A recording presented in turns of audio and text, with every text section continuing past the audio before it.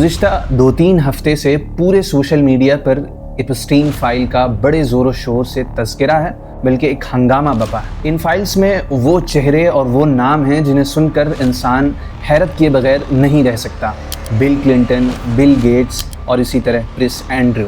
ان میں وہ نام بھی ہیں جنہیں ہم عالم عربی کے رولرز کے طور پر جانتے ہیں۔ یہ وہ لوگ ہیں جو کل تک سٹیج پہ چڑھ کر اخلاقیات، ایتھکس، ویلیو اور اسی طرح ایٹیکیٹس کے معاملے میں لیکچرز دیتے تھے، اور ہمارے یہاں کا ایک وہ طبقہ جو مغرب کو ہر معاملے میں آئیڈیل کے طور پر دیکھتا تھا، انہی سے اپنی اخلاقیات اخذ کرتا تھا۔ یہ لوگ جنہیں ہم کل تک یوں سمجھتے تھے کہ گویا اذا رأیتہم تعجبک اجسامہم وان یقولوا تسمع لقولہم، ان کی جب فائلز، ہڈن فائلز اوپن ہوئیں تو انسان کو حیرت کیے بغیر کوئی چارہ نہیں تھا کہ جن کا ظاہر اس قدر روشن تھا ان کا اندروں اس طرح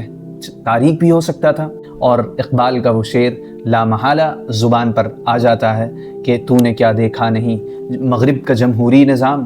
تو نے کیا دیکھا نہیں مغرب کا جمہوری نظام، چہرہ روشن اندروں چنگیز سے تاریک تر۔ اس پورے معاملے کو دیکھ کر میرے ذہن میں ایک سوال اٹھا۔ وہ سوال تھا کہ کیا کل جب اللہ تبارک و تعالی یوم الحسرہ کے دن، یوم التغابن کے دن، علی رؤوس الاشہاد تمام لوگوں کے سامنے جب ہماری ہڈن فائلز کھولے گا تو کیا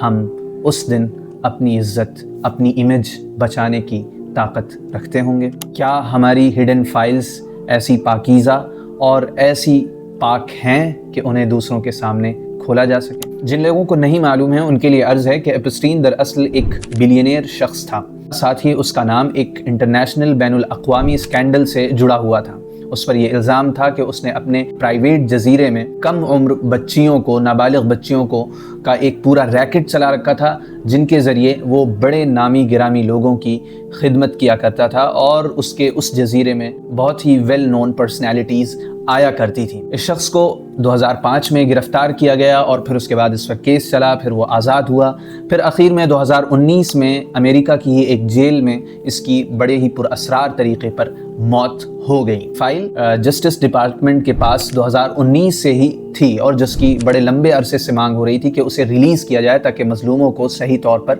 انصاف مل سکے، لیکن تاخیر ہوتی رہی۔ بالآخر اس سال 2025 میں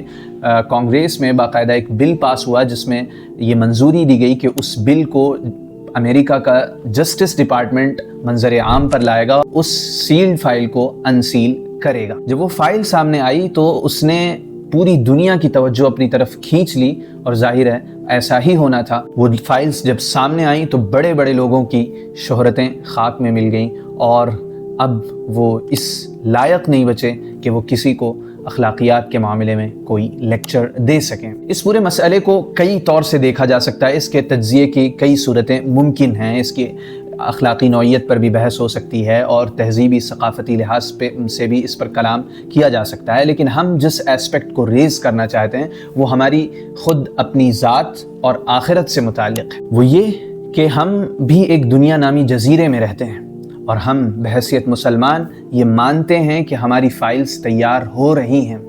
ہمارا نظریہ ان ملحدین سے بالکل مختلف ہے کہ یہاں پر کوئی دیکھنے والا نہیں ہے، کوئی حساب کرنے والا نہیں ہے۔ تو کل جب اللہ تبارک و تعالی ہماری فائلز، ہڈن فائلز کھولے گا تو ہماری کیا صورتحال ہوگی؟ قرآن بتاتا ہے کہ اللہ تبارک و تعالی اپنے بندوں کو ہر وقت دیکھ رہا ہے۔ اللہ تبارک و تعالیٰ کا ارشاد ہے الم یعلم بان اللہ یرا، یعنی جب ہم فون لے کر اسکرینز کے ساتھ تنہا ہوتے ہیں اور یہ سوچ رہے ہوتے ہیں کہ اب کوئی نہیں دیکھ رہا، اس وقت اللہ تبارک و تعالیٰ کا یہ ارشاد سامنے آتا ہے کہ کیا اسے معلوم نہیں کہ اللہ تبارک و تعالیٰ اسے ہر لمحہ، ہر سیکنڈ دیکھ رہا ہے۔ وہ کسی بھی وقت اللہ کی نگاہ سے، اللہ کے علم سے اور اللہ کی معلومات سے اوجھل نہیں ہو سکتا۔ اللہ تبارک و تعالیٰ نے یہاں تک کہا کہ انسان کے منہ سے جو بول بھی نکلتے ہیں اس کو ریکارڈ کرنے کے لیے، اس کی فائل تیار کرنے کے لیے فرشتے، ایسے فرشتے جو بڑے ہی چابک دست ہوتے ہیں، جو تھکتے نہیں، جن کو رشوت نہیں دی جا سکتی اور جن کو کسی بھی طرح کے شبہ میں مبتلا نہیں کیا جا سکتا، وہ تیار ہوتے ہیں کہ ایک ایک لفظ کو لکھ سکیں۔ اللہ تبارک و تعالیٰ کا ارشاد ہے ما یلفظ من قول الا لدیہ رقیب عتید، کہ اس کے منہ سے کوئی لفظ بھی نہیں نکلتا مگر فرشتے اسے لکھنے کے لیے بالکل تیار بیٹھے ہوتے ہیں۔ ہم جب خود کو مسلمان کہتے ہیں تو ہماری یہ ذمہ داری بنتی ہے کہ ہم ان صفات سے خود کو محفوظ رکھیں جو منافقین کی صفات ہیں، اور منافقین کی صفات میں اللہ تبارک و تعالیٰ کہتا ہے یستخفون من الناس ولا یستخفون من اللہ وہو معہم اذ یبیتون ما لا یرضی من القول، کہ یہ منافقین ایسے ہیں کہ یہ لوگوں سے باتیں چھپاتے ہیں، یہ اس معاملے میں تو محتاط ہیں کہ لوگ کہیں نہ دیکھ لیں، لیکن جب یہ تنہا ہوتے ہیں حالانکہ اللہ ان کے ساتھ ہوتا ہے تو وہ باتیں نہیں چھپاتے جن کو اللہ تبارک و تعالیٰ پسند نہیں کرتا ہے۔ تو اگر ہم مسلمان ہیں اور چاہتے ہیں کہ منافقین کی صف میں ہمارا شمار نہ ہو تو ہماری ذمہ داری یہ ہے کہ ہم اپنی تنہائیوں کو پاک کرنے کی کوشش کریں۔ آج as youth including me, the biggest challenge for us is to save our chastity while being alone with our screens، کیونکہ ایک ٹچ پر، ایک سیکنڈ کی دوری پر وہ مواد، وہ کانٹینٹ موجود ہے جو ہماری جوانی کو داغدار کر سکتا ہے۔ حیا نہیں ہے زمانے کی آنکھ میں باقی، خدا کرے تیری جوانی رہے بے داغ۔ آپ صلی اللہ علیہ وسلم نے ایک حدیث میں ارشاد فرمایا کہ قیامت کے دن بعض لوگ ایسے ہوں گے جو تہامہ کے پہاڑ کے بقد نیکیاں لے کر حاضر ہوں گے، لیکن اللہ تبارک و تعالیٰ انہیں دھول بنا کر، ڈسٹ بنا کر ختم کر دے گا۔ پوچھا گیا وہ لوگ کون ہوں گے؟ آپ صلی اللہ علیہ وسلم نے ارشاد فرمایا انہم قوم اذا خلوا انتہکوا بمحارم اللہ، کہ جب وہ تنہا ہوتے تھے تو اللہ نے جن لائنز کو ڈرا کر دیا ہے، جو حدود متعین کر دی ہیں، وہ اسے کراس کرتے تھے، اسے پامال کر دیا کرتے تھے۔ تو ایز یوتھ اگر ہم چاہتے ہیں کہ کل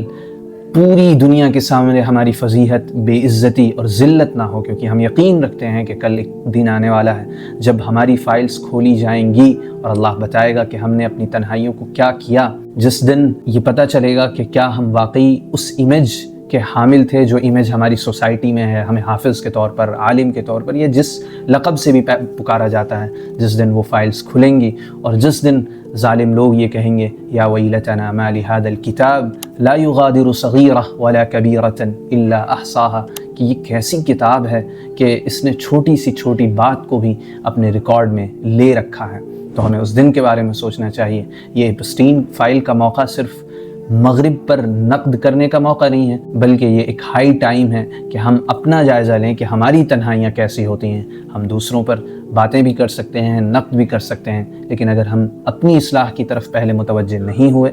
تو کل شاید یہ سارا نقد اور یہ ساری تنقیدیں خود ہمارے خلاف جا پڑیں گی۔ اللہ تبارک و تعالی ہمیں توفیق دے کہ ہم وہ اصل مومن بنیں جو تنہائی میں اللہ کے حدود کو ملحوظ رکھتا ہو اور اپنی تنہائی کو پاک رکھتا ہو۔ اللہ ہم سب کو توفیق دے۔ السلام علیکم ورحمۃ اللہ وبرکاتہ۔